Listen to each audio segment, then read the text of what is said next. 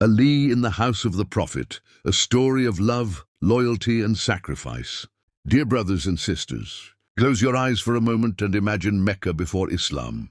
A city filled with idols, a society drowning in injustice, and hearts hardened by pride. Yet in the middle of that darkness stood one house, a house of light, mercy, and truth, the house of Muhammad ibn Abdullah. And within that house grew a child whose destiny would be written with courage, faith, and sacrifice. That child was Ali ibn Abi Talib. Ali was not raised by the streets of Mecca.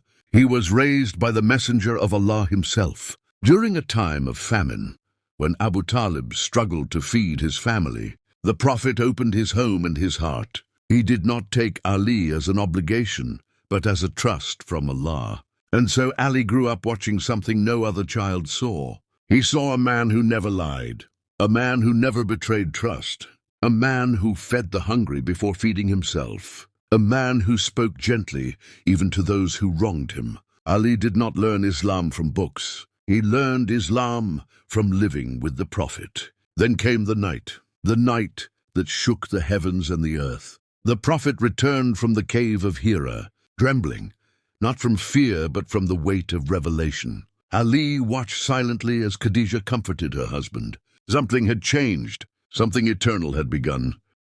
Soon the Prophet sat with young Ali and spoke to him about Allah, about one God, about truth, about rejecting idols. Ali was still a child, yet his heart was already stronger than mountains. He asked for one night to think, and the next morning Ali returned and declared, "I testify that there is no God but Allah, and that you are the messenger of Allah." At an age when children follow crowds, Ali chose truth. He became the first child to accept Islam.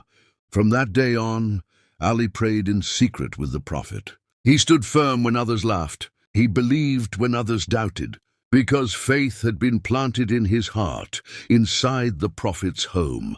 But the test was yet to come. As Islam grew, hatred grew louder.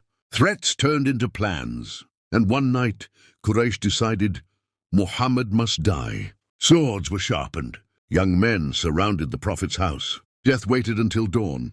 And that night, the Prophet turned to Ali. Not with force, not with command, but with trust. "Ali, sleep in my bed tonight."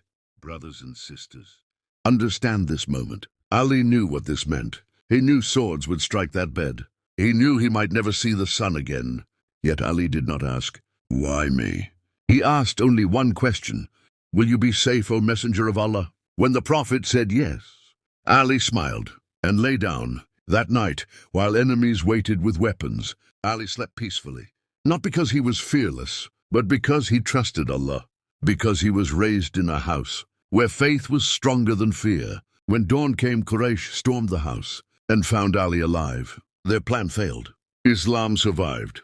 But Ali's sacrifice did not end there. The Prophet had left behind valuables belonging to the same people who wanted him dead. And Ali stayed behind, not to escape, but to return every trust.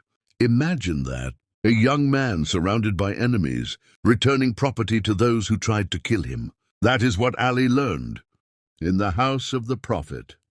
In Medina, Ali remained close to the messenger. He absorbed knowledge, patience, humility, and justice. He later married Fatima, and their home reflected the same simplicity and devotion he grew up with. When people speak of Ali's bravery, his wisdom, his leadership, remember where it all began. It began in a house where truth was lived, in a home where love shaped loyalty, in a place where a child learned to give his life before the world learned Islam. That was Ali ibn Abi Talib, raised in the house of the Prophet, and raised for greatness.